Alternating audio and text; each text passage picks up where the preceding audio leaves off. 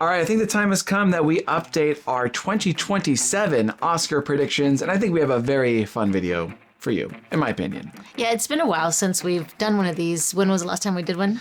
Well, it was before Cannes, like 3 months ago. Yes, and you know, festival season's right around the corner. Ryan's going to TIFF very, very soon. So we thought we'd update our, I guess, still considered early predictions. And also with all these films now having their like festival routes mostly in place, you know, this film's going to NIF, this film's going to TIFF and Telluride, but what does it all mean? Well, today I thought it would have been fun to give you some like fun little festival statistics along the way.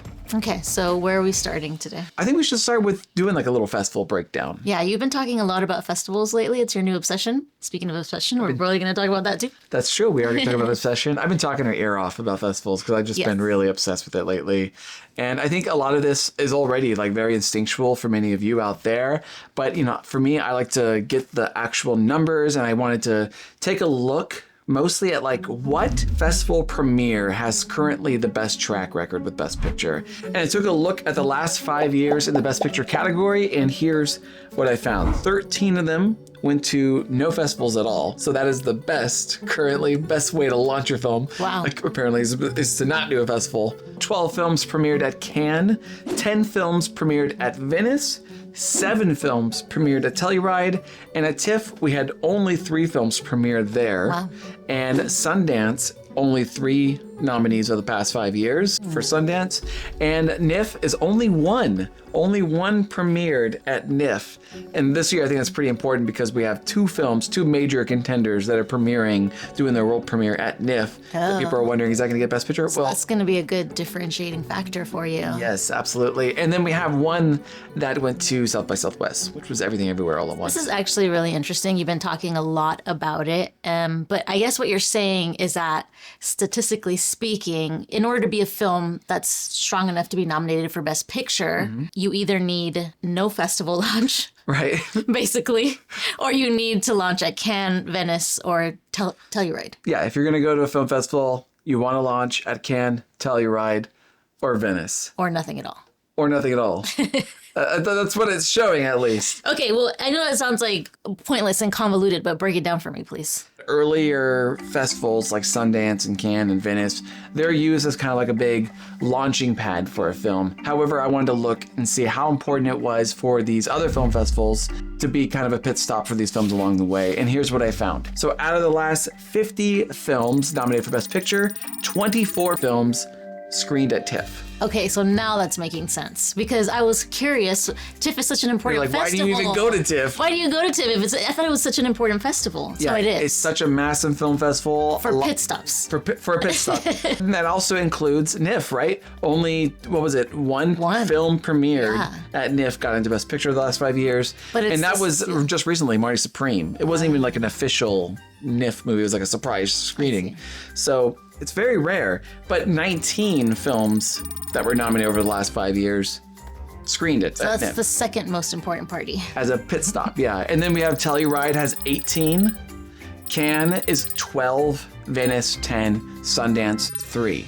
So TIFF is still, you know, very strong. Almost 50% of the last 50 nominees made that stop there at TIFF. And I think that this could be helpful. You know, been looking at our Best Picture predictions to look at like their current festival plans, and then also look to see how their specific festival route kind of worked for other films in the past 5 years. Make sense? Yeah. Okay. It's very similar to what we did in our last video with what studios. Yes. How many studios got photos? Yeah, you did a little breakdown of distributor. Yeah, how many, what distributors got how many films in the past like 10 years we did. Yeah, it's like when you're investing in stock, which I don't do, but I've heard in movies that you're supposed to have a diverse portfolio to ensure, you know, you have enough mixture. It's kind of like that for distributors. Like you're spreading your chips across the board. Exactly. And you want to make sure that you have your Netflixes, your focus features, but you also want to make sure you have your Venice premieres, your Sundance premiere, your Cannes picks, you know. Basically, we're trying to narrow down our choices by seeing which boxes they tick.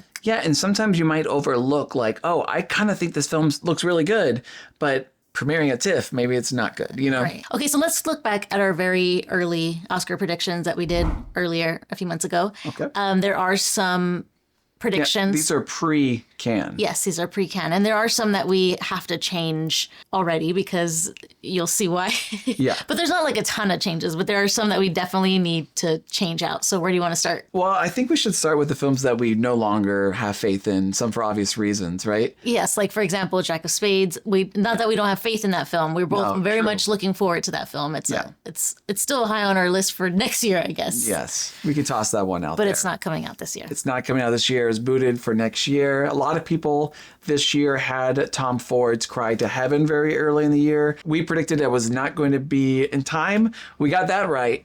But what we got wrong was we shot ourselves in the foot with Jack of Spades. So it kind of canceled each other out. All right, so what other film should we kick out? What about Fatherland? You saw that. I saw that at Cannes. I haven't seen it, but you've seen a lot of the films at Cannes. You know, this is still kind of like, it's likely not going to get nominated based on just kind of the audience perception of Fatherland. It wasn't his highest, like, buzziest film. It still won Best Director there at Cannes. So it's kind of like one of those picks where it's like, you know, when we're already counting which ones we got wrong. I wouldn't necessarily count this quite yet. Like, there's still an outside chance, I think, that Fatherland can get in. The reason why is because I think there is a little kind of portion of this new Academy that is really highbrow, smart, and international.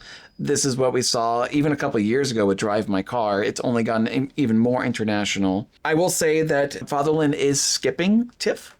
And I think they're trying to avoid the audiences. They don't really think the audiences are going to help them on this one. I would agree. I'm a very audience-friendly viewer. I like the films that are more catered to broad audiences, and he's not my favorite filmmaker. Yes. I tend to get very sleepy during his film. But it is a very, like, sophisticated movie. Yes, which means it's quite fit for the Oscars. Again, like I said, it tied for Best Director, so it didn't walk away out of Cannes empty-handed.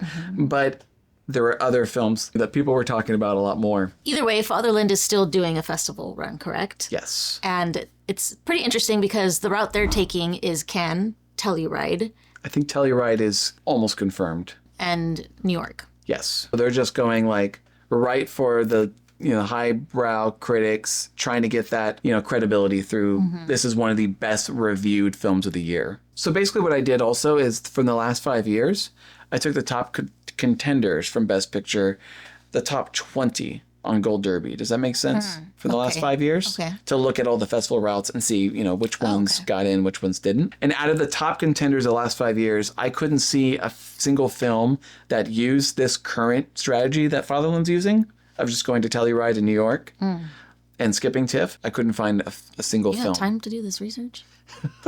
I did with my eyes, and they're fallible, so, you know, take that with a grain of salt. I looked as diligently as I could, but there might be a mistake. But I'm sure, I just trust that people are going to let me know if I overlooked something. Listen to the comments. The Cold War movie did Cannes, Telluride, TIFF, and New York Film Festival. really? So they're changing it up slightly. Do you think that we should put Fatherland, Yeah. like, Put it on the back burner for now. okay.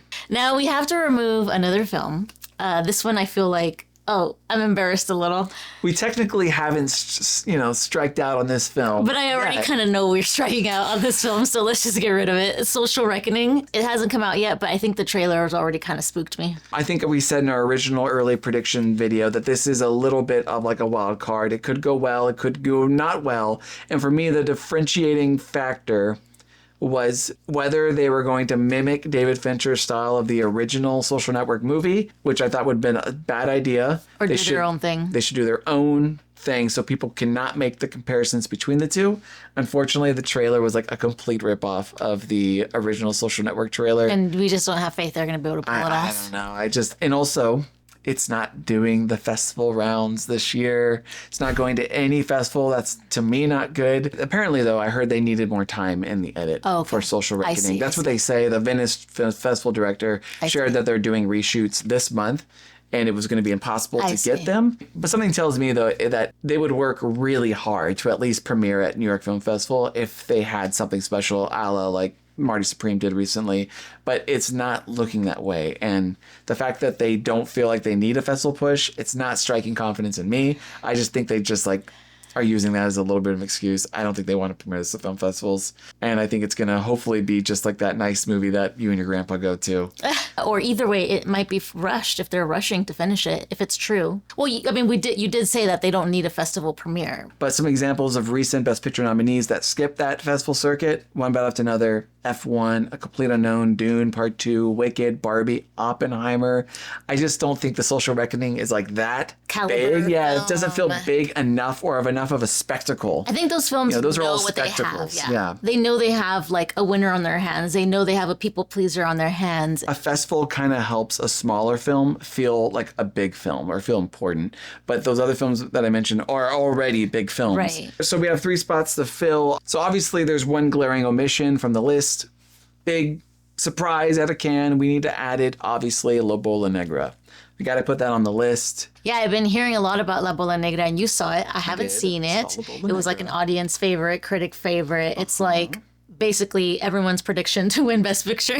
Yes, it's Oscar expert and Brother Bro currently have this as their Best Picture prediction. And you always say like, oh, the movies that, art meets entertainment are the ones that win. So do you think this is the one that's going to win? That is my golden rule, is like a film can't be too much one or the other. It's got to be a mix of a little bit of both, where art and entertainment shake hands in the middle and say we got a deal. It's interesting because I feel like La Bola Negra is kind of being angled as an audience kind of movie. I see it more as a critic's movie, but meeting the definition that you said, I have to admit that it is a little bit of that, where like it's a bit of a critic's favorite, it's a little bit of an audience favorite, but for me, I see it more as a critic's movie more than an audience movie. But still, I think there's something there. Like if it won, I wouldn't be entirely shocked. There is a lot of heart there, kind of an antidote to the current times. We're living in a Trump presidency. Maybe this would be like a good counterbalance to that. We're on like the conservative side of the pendulum swinging, or yeah, like with coronavirus and COVID, you got Coda because people are looking for some hope at the end of the tunnel. I see. Something that makes them this is a feel-good film. It is. Oh yeah, yes, it's epic. It's an epic film. Okay, so where are we putting Bola Negra? I think we should definitely put it in the 3rd position. Okay, so the festival agenda for Bola Negra is Cannes, Telluride, TIFF. Yes. No New York Film Festival, though. That's not going to New York. I don't know the reason why. There were 2 films not going to NIF originally, Fjord and La Bola Negra. Fjord is now going to be at New York Film Festival, but La Bola Negra, nowhere to be seen. I'm not sure the reason why. I don't know if it was just too close to release date. I don't know if they weren't invited. I don't know if the distributors, chose not to go there as a strategy. I'm leaning towards the last, that maybe they decided, we don't want that push from New York Film Festival. We'd rather just take our chances with winning audience award at TIFF. And looking at the last 5 years out of those 100 films, I couldn't find a film that did that Cannes, Telluride, TIFF route and didn't go to the New York Film Festival. Okay, all right. So if we're comparing it to Emilia Perez, which is what you compared it to earlier, so it's doing the same thing as Emilia Perez minus New York. Yeah, I mean, maybe they're looking at Emilia Perez and seeing what festival helped us, which one hurt us, and maybe they saw that New York Film Festival just wasn't a pivotal one for them. So they're like, let's skip it.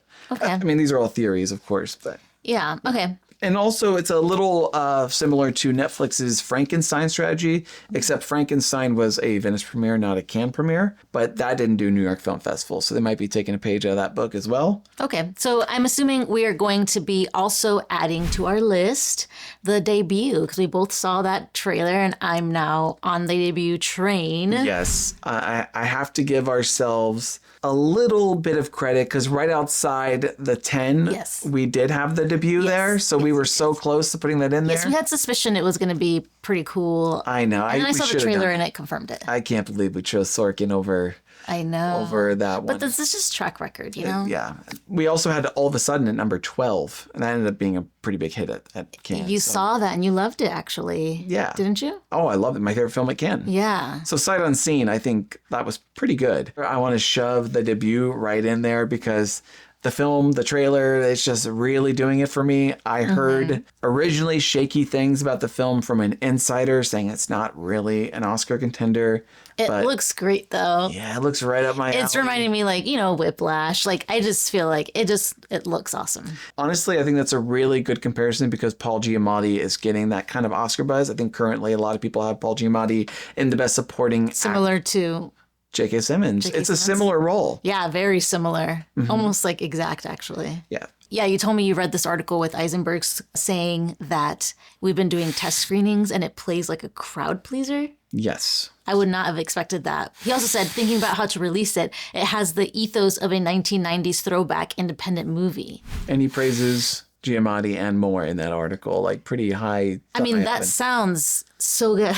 Yeah. I think this could be a TIFF audience choice. Yeah, I think it really could. sounds- Top 3, since it's rumored to be a crowd pleaser and sounds like emotional on top of that. Yeah, and also we had the holdovers at TIFF. Remember? Well, Giamatti also has his own narrative that he is Yeah. very overdue. He got Yes. kind of close. He was second for the holdovers. And holdovers got second place Yeah. at TIFF. So if this is just like a little bit more exciting than the holdovers, like this could be your TIFF Yeah. audience choice winner. Giamatti is a beloved person. Yes, he is very likable. I know he's probably not likable in this movie, but he as a person is very likable. And he, like you said, he has a long-standing career. Yeah. They would have to be talking up a crazy game. Like they would have to be a little delulu to be talking this movie this way.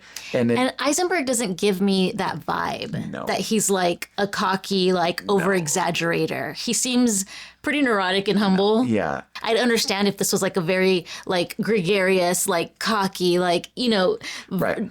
bold director, but So like he's Ridley Scott. Festival route though, it is skipping Venice. yeah. It's going right to Telluride and then doing TIFF and then New York Film Festival. That's a good Lineup. right there because It's a good little route it's taking. yes, it's skipping Venice and it makes sense why it's skipping Venice. It's not, it's very American. I don't think it's like big and glitzy and glamorous enough for Venice. So I think Telluride's a perfect place to put this film. And also the fact that it was recently added to New York Film Festival, I think gives me even more hope because it originally wasn't there. They added it into the Spotlight program. So that makes me happy because, it was giving me vibes that like, oh, it's not afraid of audiences, but adding that NIF kind of gave it like, oh, it's not even afraid of New York film critics. So that's good. This also sounds like what we mentioned earlier with La Bola Negra, where like critics meets audiences. Could this be our best picture winner? I honestly think, it's crazy to say, but I think it could be like, if there was an Everything Everywhere All at Once this year, I think it's the debut. This year's prime for any of these films that appear at these film festivals to just kind of like, just give us something because we want an alternative to Odyssey. And I think there's that desire there. I mean, Odyssey is very much deserved. We love it. We have it number 2. We actually really love the film. Yeah, very recently. I'm not going to say it's boring because if Odyssey won, I'd be incredibly stoked. If anyone can win Best Picture twice and should, it's probably Christopher Nolan. Yeah. So you're not going to hear a single complaint out of me. I think there's a chance that the debut could be such a surprise. It won't be like a big juggernaut winner. And what about Julianne Moore? Well, that's another thing. If Julianne Moore ends up being incredible in this film, you got a winning performance from Julianne Moore, possibly a winning performance from Paul Giamatti. You're talking about 2 actor wins. Yes, I think there's room for that because both those roles seem very full and juicy. Yes. And very fun. As an actor, I'm a SAG actor and I am a voter. As an actor, I think those are 2 roles. It's about theater. Yes, it's about theater. So I'm excited about this film and I feel like those 2 roles are very juicy. Like any actors would love to play those roles. And here's a stat for you too. I took a look at the last 5 years, looked at all the Best Picture nominees and the next 10 films in line for Best Pictures. So 100 films from Gold Derby, and I could only find 1 film that went the Telluride, TIFF, New York Film Festival route, and that was Women Talking. Well, if you take out New York and you just consider going to Telluride and TIFF, that is similar to Holdovers. Yeah, and Saturday Night did that as well. Yes. I think there are some comparisons to those films. I think there's also If I Had Legs, I'd Kick You, which I've heard comparisons to that film, oddly enough. And that did the Sundance, Telluride, TIFF, New York Film Festivals. It did everything. That didn't crack into Best Picture. So there's a world where this could just be purely an actor play, but it just doesn't come to mind when you think of like Best Film of the Year. But I don't know, more Giamatti. I just know actors are going to love it. And you always say SAG is so important. So Yes. I don't know. And also, Eisenberg got a lot of goodwill from Real Pain. That was his first one. He's not coming in as a nobody. Exactly. And he seems to be accepted, even though he's an actor turned director. Won that BAFTA Screenplay Award. That was pretty cool. Yeah. Okay, so we're going to stick that in there. So what do you feel about our last slot? Okay. Last spot. Well, to answer that, I think we need to kind of look at our current list of festivals, where they're going, see where we have. Bring up the stats, stat boy. Okay. I like that. So, for example, since the expanded Best Picture era in 2009, they expanded the Best Picture. Since then, I haven't found a lineup with more than 4 Best Picture nominees that were straight to theater. So last year, we had 4 if you include Marty Supreme. If you don't include it, because it was a surprise at New York Film Festival, then it's 3. But just so you know, I haven't seen a single year with more than 4. The last year to get 4 was 2022, which was a year going from the pandemic, which was, a lot of festivals were grounded in that year. Okay, so this year we currently have the Odyssey, Right. Dune Part 3, Project Hail Mary, and Digger. And that's 4 of them right there. Mm-hmm. And if you consider Obsession, right? Obsession, it premiered at TIFF last year, but it very much feels like a theatrical film. Yeah, because that's when it started growing in its passion. I don't think most voters would have any idea that it premiered at TIFF. I mean, I had no idea, to be honest. It didn't even win Midnight Madness People's Choice Award. Wow. But Nirvana, the band, the movie, did. That was like a Toronto. Oh, yeah, they're locals. That makes sense. But with 4 films already kind of going straight to theaters, the quota is kind of filled. So if I had to say, that there's a recipe, if I had to create a recipe based on current trends of the last 3 years, there's usually, I would say, 3 non-festival premieres, straight to theater. There's 2 to 3 Cannes premieres. There's 2 Venice premieres, 1 to 2 Telluride premieres, and there's 1 at Sundance or TIFF. That was a premiere there. So with La Bola Negra and Fjord, that means we already have 2 Cannes films. We got 2 Cannes films with Fjord. We can add a 3rd one if we want, but we already got our 2. Okay.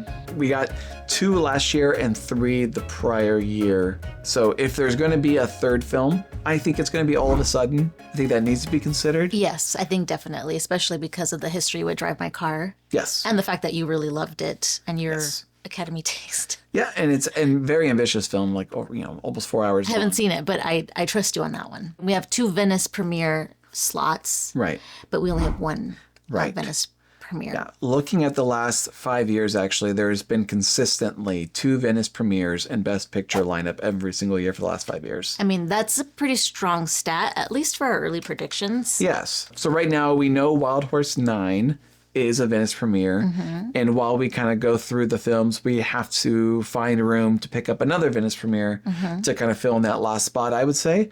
Some options, just throwing some out there. Danny Boyle's Ink is an option out there. You've been talking about that. Yes, that's one that's popping up. It's gaining a lot of buzz quickly. We have Lee Chang-dong's Possible Love. This was director of Burning. This is his Netflix film. Okay. So that's going to be, couldn't go to Cannes, so it's going to be premiering and doing the whole rounds this season. Okay.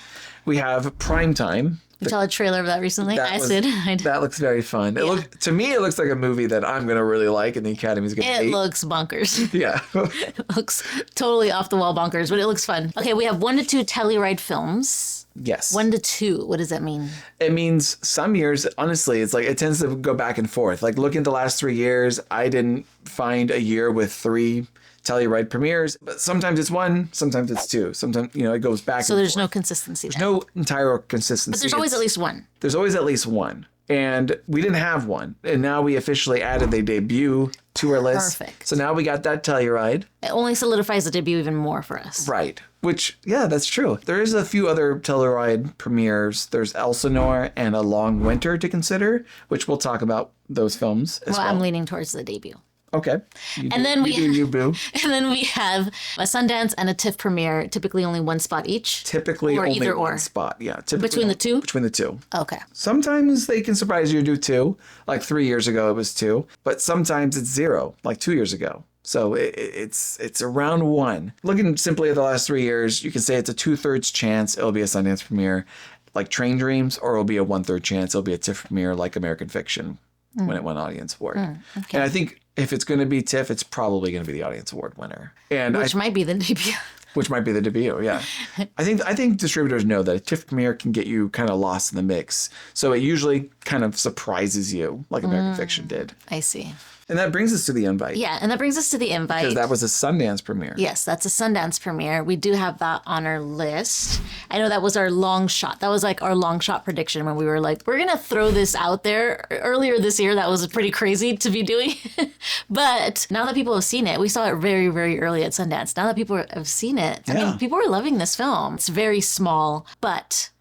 mighty group of appreciators. Yes, a very small but mighty group of appreciators. I think that's similar to Train Dreams. I wasn't entirely sure it was going to be a Best Picture nominee, though, when I saw it. Right. I had to stew on it and think about the possibilities of what this thing can get. And as soon as I realized, like, wait, this can get a lot of nominations. And I knew I would champion all year. Right. And we're putting it on our list as a long shot, but... But I'm glad. I'm glad we did. Enjoying it. I'm glad there's something there. People saw what I saw. I love it. Exactly. I do feel good over the invite over the winner of Sundance. Yes, Josephine. that was like the choice. The choice was like, no, I think invite. I don't think we believed in Josephine that much, should we? It's not a bad film. It's just it's just a challenging film. It's a challenging film. But there's also this year at TIFF premiere, we got Peter Farrelly's I Play Rocky, which we have a trailer for now. I think so much better than I would say we were giving it initially credit for. It could still be bad, but I think the trailer is quite good. That actor looks pretty good. And again, I feel like actors are going to love this one because actors love like rags to riches stories. Well, yeah, I think also like... because we're all rags and we want to be riches.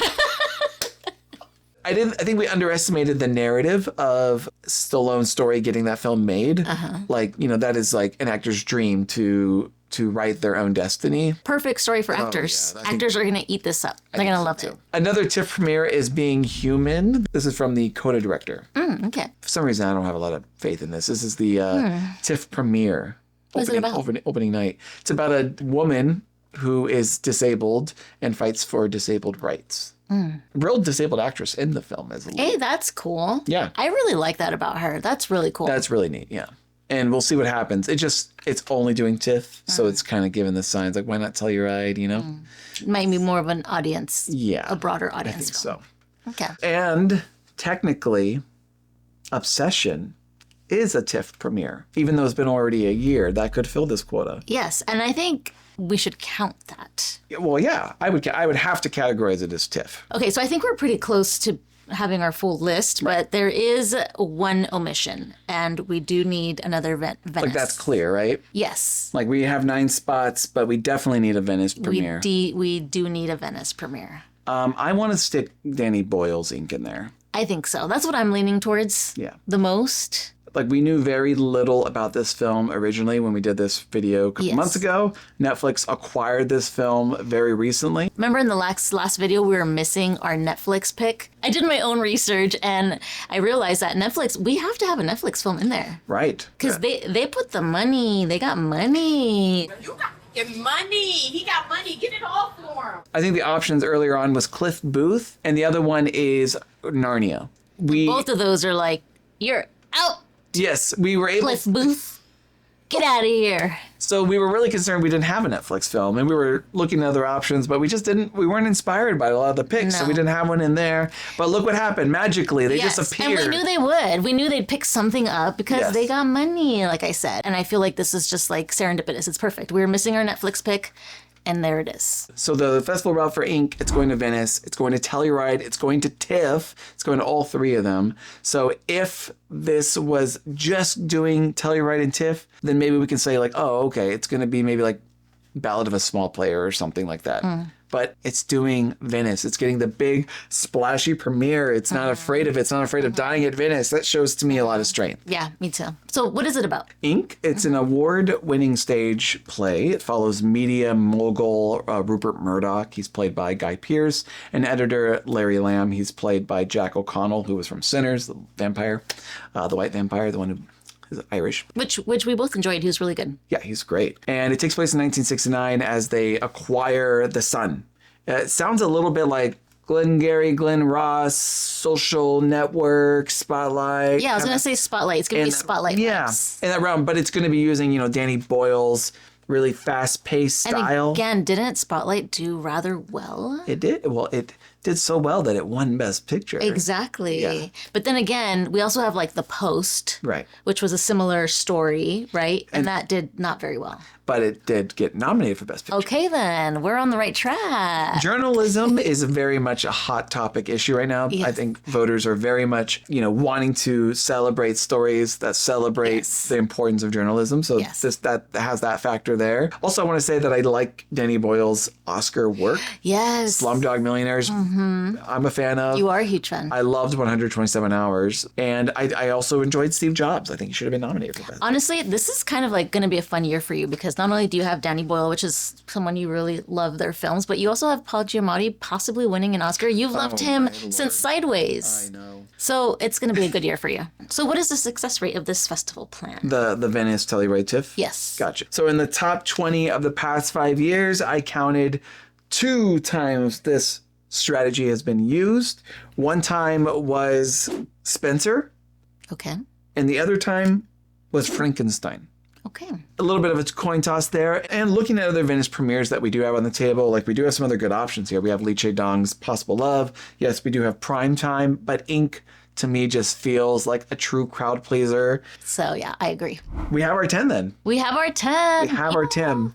Okay, so now that we have our 10, we're going to catch up on the ones that we haven't talked about, how we feel about those, because there's some that we haven't Maybe really we'll touched on. rearrange the order at least a little Yes, exactly. And then we'll also talk about like any outside chances, like right on the cusp. And yes, we will still talk about Obsession. I know that's not on our list currently, and we will talk about it, I promise. Yes, Because we do have things to say about it. a lot. Let's talk about number 1. Yes, Let's talk okay. about Digger. We had Digger number 1 last video. Digger number 1. And guess what? We might keep it number 1. What do you think? I don't know. It's scary. I really, genuinely, like, Digger makes me feel like the riskiest gambler of all time. I love it. High risk, high reward. I love it.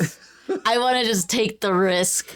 People did love the trailer. A lot of people didn't love the trailer. Some people liked it. They thought the cinematography looked very washed out. I liked the trailer. Yes, the cinematography does look a little washed out, but here's the thing I always ask you is just like, what are the chances that this cinematographer like messed up his cinematography with his track record? It's not likely. It's He did not intentional. mess it up. He didn't forget how to be a cinematographer. He didn't forget how to do his job. He did it on purpose. There's a reason for it, most likely. But right? sadly, still people can think it's washed out stuff. That's true. It's just a reality. I just don't think it's like a wicked thing. Yeah. But it is funny. You got all these people out, like, on the internet who are like, looks a little washed out for me, Chivo. Like, I'm pretty sure Chivo knows how to do his job. And I'm pretty sure that Alejandro and him have a very clear vision. I am going to say, though, that the PR team for this film, WB, it's making some really strange choices. Okay, as but an awards not- campaign. Very not- strange. Okay, but not as strange as AI Dogs. No, but that was WB as well. And it's not as strange as that, but like But they do have a strange PR team right now, I don't know who the PR... Who did you guys hire? I don't know, but there was a big pop-up of influencers for Tom Cruise. So they're really attacking the influencers, trying to get their influence. Tom Cruise is doing FIFA World Cup soccer promos in character. I don't think I can name a time where someone won an Oscar when they're doing commercials on the side in character. Here's the thing. Tom Cruise is that guy. He's like a star. He's like a celebrity. And they also had that lengthy retrospective trailer with Tom Cruise. Yes. I think Tom Cruise doesn't want this movie to not make money. I think he's used to making money. I think he likes to make money. I think he likes to put on these big spectacles with, Mission Impossible and all those, and his stunts and all this stuff. And I don't think he wants to be in a one battle movie that doesn't make any money. Do you know what I mean? So he's like, WB, I'll do this, but we got to make some money. I'm just trying to nail down what the thinking process is, because Digger is not trying to seemingly suck up to critics. It's attacking influencers, and you can see it 2 ways. That usually means when they try to give influencers to watch Wicked 2 before the critics, for example, that usually means it's not good. Because they want influencers to be persuaded. They're more persuadable than critics. But that could also be a strategy to say, look, we need to get normies to like this movie. We need this movie to make money. That's my theory. You know, they're looking at maybe like One Battle After Another last year, and they're saying, look, we have another, you know, compelling film, an artistic film. This is going to be a little divisive, though. So if we can make this as normalized and as exciting to everyone as possible, like maybe that's what's going on. I see it as that. I see it as they already know they have critics in their pocket. They already know they have voters in their pocket. You never have critics in your pocket. Okay, not critics. I think the critics are not going to love this film. Okay, well, they know they have voters in their pocket, and they know that we made a film for voters and for people who like, you know, I don't know, artistic films. I feel like they feel secure in that area, and so they're having to branch out to make money because they don't want to have a box office bomb. Because that was the one thing that people could have said last year is like, oh, One Battle After Another is critically well received. It checked all the boxes. The one thing the box it didn't check is the box office box. Yeah. And maybe they feel like, okay, Digger's not as strong as One Battle After Another. We need to at least check that box. Check that box. So we can get PGA and stuff. Personally, I think this film is going to lose money. I think as soon as Tom Cruise fans watch this film, they're going to be like, this isn't Mission Impossible. And I really think that if they're going to win, it's going to be a similar thing of One Battle After Another. Like, yeah, it lost money, but the balls to make this film. Have Alejandro and Chivo ever made a bad movie? Everyone's screaming at me, Bardo, but I wouldn't say that's a bad movie. But it was an Oscar, huge Oscar. That movie just wasn't for America. No, of course. That movie was from Mexico. It was a personal film. Ask my dad if that was a good movie or not. He's from Mexico. It was a good movie. The one thing that is concerning to me a little bit is really the push for Tom Cruise. It's giving me a little bit of like what happened with The Rock last year. Like that the campaign was just a little too try hard. Aggressive. Yeah. Or it's going to come off aggressive. I love it. You know, I love sitting back and watching these big swings. So for me, I'm all for it. I would love to see Tom Cruise win an Oscar, but I do think that it might rub some people the wrong way. Not only that, but on TikTok, I'm already seeing a little bit of like a spike in Tom Cruise Scientology videos. Right. I don't know if that's going to affect him, but that little spike does worry me. Yeah, there's a lot of things to be worried about this film. It's a very risky movie to put at number one. Do you have faith to keep it number one? I would like to keep it number one. The themes of the movie is very America. I feel like it's going to hit on that level. We know Odyssey's going to do well. We know Odyssey might win Best Picture. We know that. We do know that. But what we don't know is what Digger is. And that mystery of an unopened present underneath our little Christmas Oscar tree is just too fun. So enticing. If a movie's going to take out Odyssey, it's not going to be a film that's already out. It's going to be a film that's coming. Yeah. And it's got to be something special. Yeah. And I think maybe Digger might be something special. Still. I'm holding on to this in a way of like, I'm hoping that it's something that's going to connect with everyone. And picking up where you took off, I think the environmental themes, the political theme. Yeah, it might be like, don't look up. Or maybe the Academy is like, this isn't funny. I don't get it.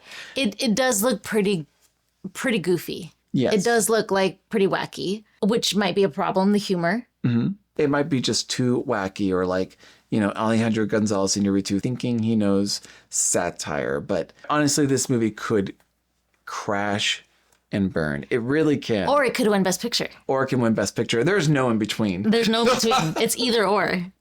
Yeah, I really do feel that way. Or it's like, don't look up, like number 10, like, yeah, it's kind of, it has its fans, but... I think we should just go for it for fun. I think so too. Okay. I want to keep it in there. We're doing it. Live a little. Exactly. Putting Digger number one has never made me feel so alive. And I just want to keep it there because it makes me feel like I'm on the brink of insanity, and it's fun. There's no actual risk on the line. No. One thing can I say? Yes. Sandra Hüller. Yes. Said. She did. That this film was beautiful, and she pretty much endorses the film. Like what he created is really something special. That's what Sandra Hüller said. Don't we trust her taste? I feel like she's got pretty good high taste. caliber films. Yes, but then again, she might just be saying that because she's in the film. Keeping Digger number one, and Odyssey. Let's talk about these other ones quicker. We don't want to waste people's time, but Odyssey, strong number two. Easy number two. That would be our number one if we weren't trying to be chaotic with Digger. Yeah. We both loved it. It has everything it needs. It ticks all the boxes.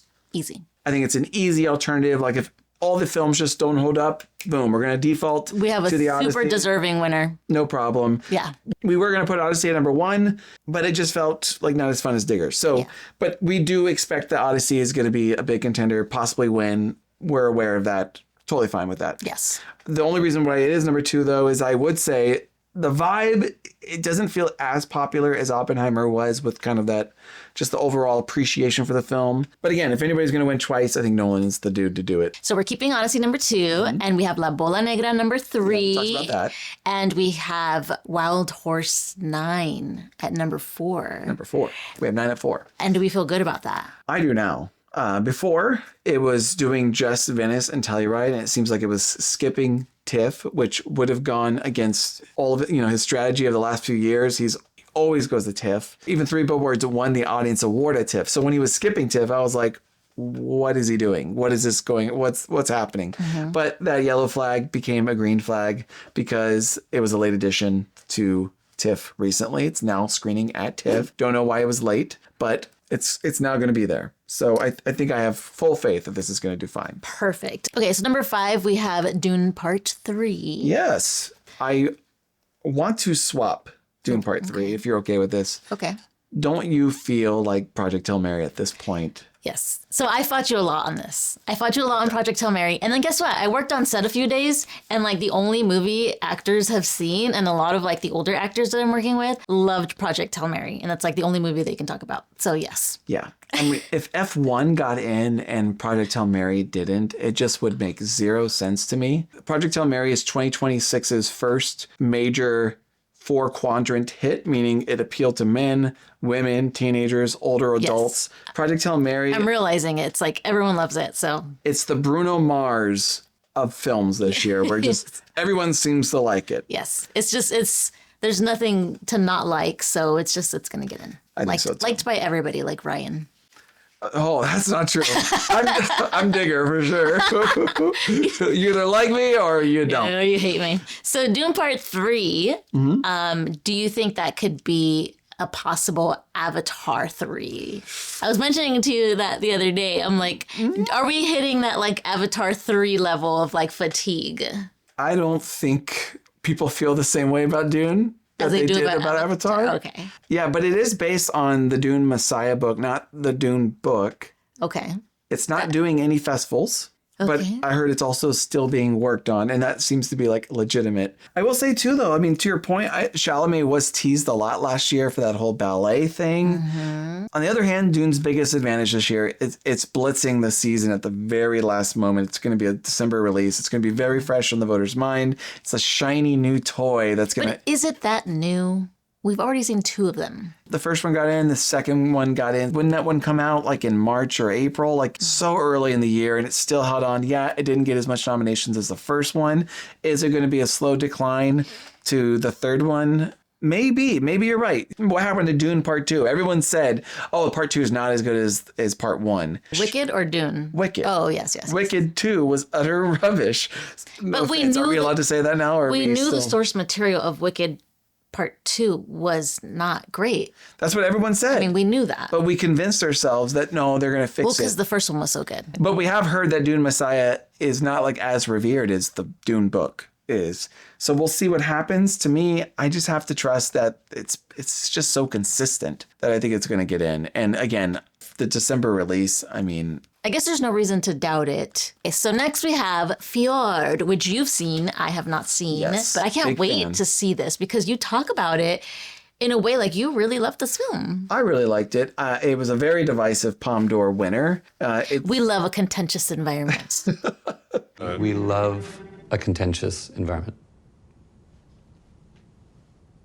We love it. I'm seeing some people take Fjord out of their lineup because they feel it's too divisive, too challenging. For me, I'm not as scared of no ghost. I don't mind it. I think that actually kind of is not necessarily a terrible thing. It's going to cause conversation. I don't think it's going to prevent it from a nomination, Down the road, maybe that win in international, maybe it'll prevent that.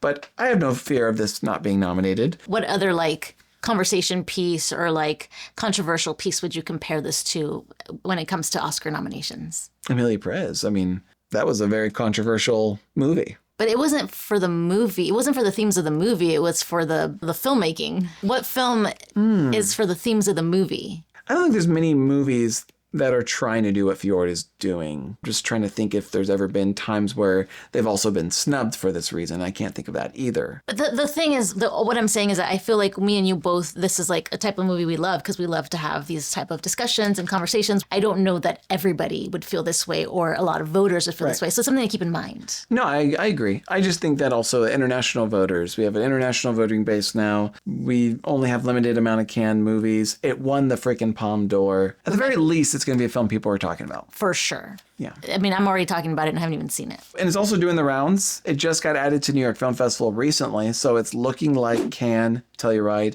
TIFF, New York Film Festival. I counted 8 films out of the last 5 years that took this route. Sentimental Value, Secret Agent, Amelia Perez, Honora, A Nine Movie Fall, Zone of Interest, All We Imagine Is Light, and It Was Just an Accident. So 6 out of those 8 ended up being nominated. Which ones would you say are more like similar to it? I would say A Nine Movie Fall. Like screenplay, director, acting, it's in the higher tier of those, but not a huge mega beast of nominations. So a little less than Nine Movie Fall, I would say. Well, in those films, would you say that the big difference is star power? Yes. On the films that made it versus the films that didn't make Yes. it? And do you consider this film to have star power? Yeah, absolutely. I mean, Sebastian Stan and Renate Reinsve, they might not be nominated. Maybe that will hurt it, but they are recognizable names. And it won the Palme d'Or. So I'm willing to bring it down because of these possible upcoming controversies that you bring up. So I'm willing to put it like under the debut, if you're cool with that. Mm-hmm. Yeah, I am. I am cool with that. Okay, so we've talked about the debut already quite a bit. Yep. Doing the rounds, we feel good about Giamatti and more. Yeah. We're hearing it's a total crowd pleaser. I mean, there's just no more good stuff we can say. We said all the good stuff. So that means that next we have The Invite. The Invite. Again, another one of the films that we mentioned that we took a chance on this. Yeah. Currently our favorite film of the year, would you say? I think with the Odyssey, that one, the Odyssey? Yeah. Not a huge hit, I would say, but I would argue more people like this than Train Dreams. I think The Invite is actually in a pretty great position right now. I could see this being screened for voters like later in the year where people continue to just fall in love with these performances and these, this film in general. So yeah, I mean, I think this is in a good position. I think it's going to be another like actor film. I think actors are going to love these performances. I think they're going to really enjoy them. Obviously, once they do their SAG screeners and their rounds and stuff, and the actors, like, they all show up to the Q&As, like, this is going to be popular with actors. I just know it. Realistically, right? Wild, I think, is possible. Yeah. Norton and Cruz, I think they look good for nominations. Really, everything that we kind of theorized in our very early Oscar predictions are sort of kind of coming to fruition. So I think it'd be silly for us to kind of question it now. Yeah, agreed. So The Invite. We already took the chance last video, so why back out now? Yes. I really like this lineup. I'm feeling good about it. I think we made some really great changes. Yeah. And following our recipe, if we are following it, I think we're pretty close. We have 2 Venice premieres, we have 2 Cannes films, we have our Sundance film, and we have a Telluride film. So we have a little bit of everything. We do have 4 films, though, skipping festivals, which is usually a little bit on the high side. But we also, in the same breath, we do have an unusual year where a lot of action films have just been hitting this year. Yeah. So I don't think it's that crazy. And normally Digger would be a film that WB would take to Venice. I don't think it's that crazy that we have 4. Yeah. The only thing that we're missing from our last video is a Focus Features film. I'm sure everyone right now is screaming at us. And they have not missed Best Picture since 2019. No. And this year, obviously, they have a very strong contender, which is Obsession. Yes.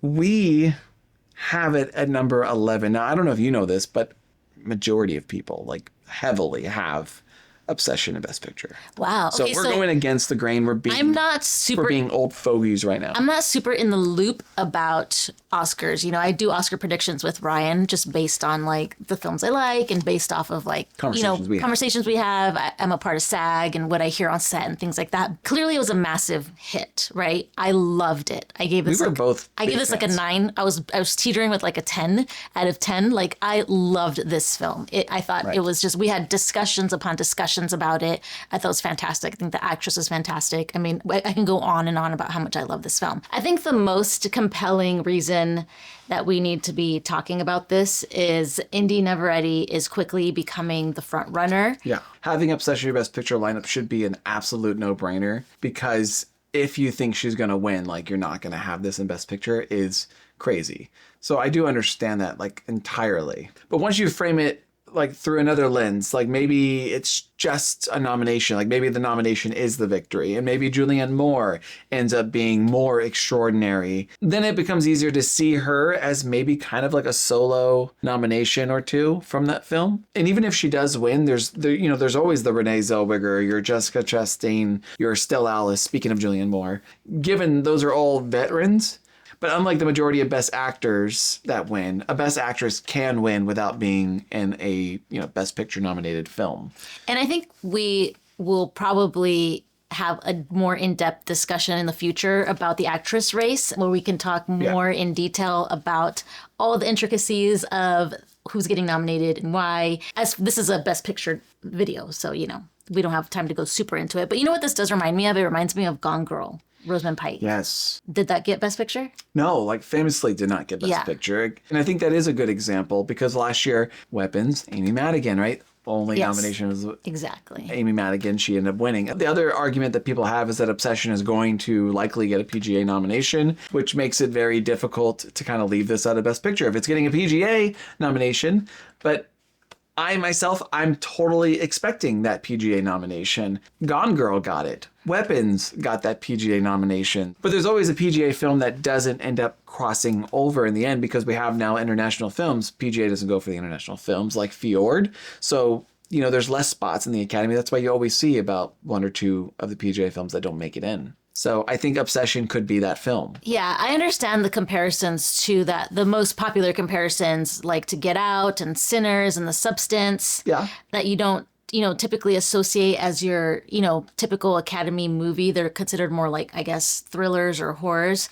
I think the stronger comparison, though, is Promising Young Woman, which to me has more of the Me Too themes that this movie had. And I don't think it's crazy to say that Obsession, it's mostly embraced by younger audiences. It's really understood by our generation and younger, because I feel like we're the most on board with Me Too themes. I don't know that older audiences really. And the Academy, they are. The Academy is? I would say so, but it's definitely no secret that as you scale up in age, I think there's been polls about this, that as you scale up in age, the favorability of how positive the Me Too movement has been gets less and less. Yeah. So that is something to consider. I think what you're talking about, the younger audiences embracing the film more, this was a point that Jack from Oscar Forecast brought up. And I do agree with them. Do you have the box office? We have the box office stats here somewhere. Hollywood Reporter reported 75% of Obsession's box office was between the ages of 18 and 34. In comparison, 64% for The Substance,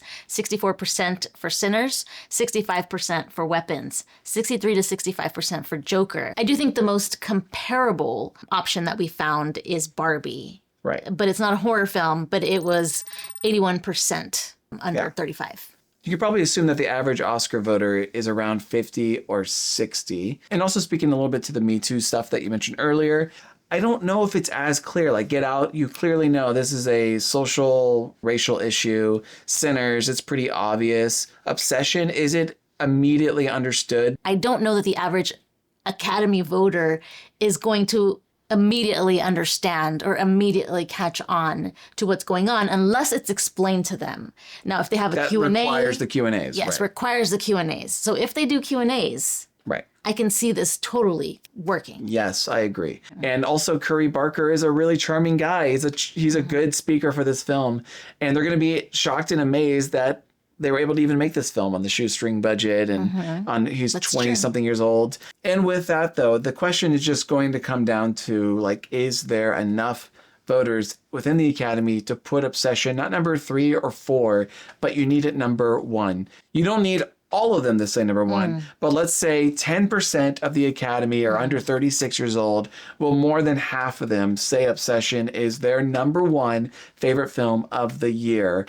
because that's what you're going to need. Maybe there is enough people, especially if Indy just kind of starts steamrolling the season. I do think it's possible. I do think that that could happen, but it's such a good question to consider. Because we know why F1 got in. Yes. You know why? It wasn't the young crowd that put F1 in. It was the steak eaters, they don't make them like this anymore. And we met some of them in line at our screeners. Who are just watching F1 at the end of December. End of the year. I think it would be really cool for it to get in, obviously, but there is a ton of passion with this film, especially with the young people, like we keep mentioning. Obsession feels like, honestly, like the Bernie Sanders of the Oscar race. We have like all these Bernie bros. We have all these Obsession bros. You remember when Bernie was like invigorating the youth and he was like exciting us about politics? We were one of those people. The Academy is going to Super Tuesday Obsession. I was just going to say that there's always an element of that, like, as they say, it's a popularity contest. The Academy is sort of like a grown-up high school where friends vote for other friends. So to vote for Indy, to vote for,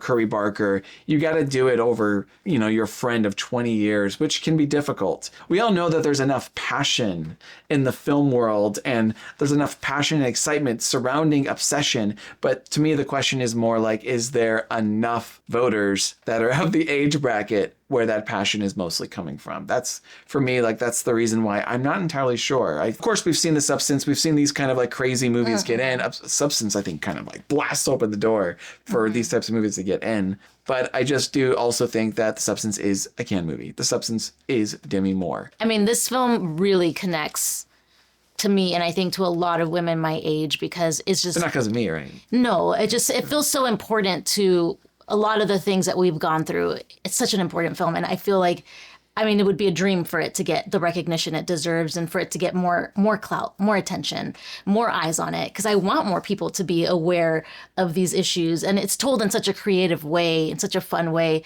It might just be obvious, though. It might just get in, right? It might. To me, it's in number 11, ready to slot in if Ink fails, if Digger fails. If one of these films fails, let's just shove it. That's what's next. Obsession is number 11, and it's like, what do they call it? You're on deck. You're on deck. Long story short, Obsession number 11 for now. Yeah. If you have Obsession in your 10, you're not going to hear a peep out of me. I don't think you're crazy at all. I think I'm a little crazy maybe for not putting it in. But I don't know. Sometimes when I see a lot of people do something, it's got to fully, entirely make sense for me. And if it doesn't, I don't just go. Yeah, you're not a follower. I love that about you, because I'm pretty adaptable and moldable, and I can be influenced pretty easily. Yeah, but you sometimes are it comes not. across as stubborn. You're just very sure in yourself and how you feel. And I feel like that's your gut talking to you, and I think you should listen to your gut.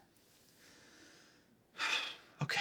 I think this is a good place to stop. We've been talking forever, and I'm hungry. So we'll do a part 2 video of our Oscar predictions, and then we're going to list the next films that we have right underneath Obsession.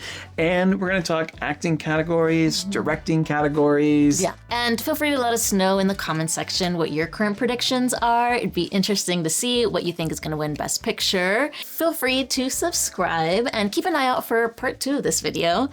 Check out this handsome guy's reviews on some of these films like La Bola Negra and Fjord. And I'll be reporting from TIFF, reviewing all the films there. So subscribing also really helps the channel. It gives me one step closer to honestly making more videos like these. So I really appreciate you guys as always. Thanks for watching, my fellow Oscar obsessives. You know what I mean. Thanks for watching. And until next time, everyone, We'll see you at the Oscars. And soon, TIFF.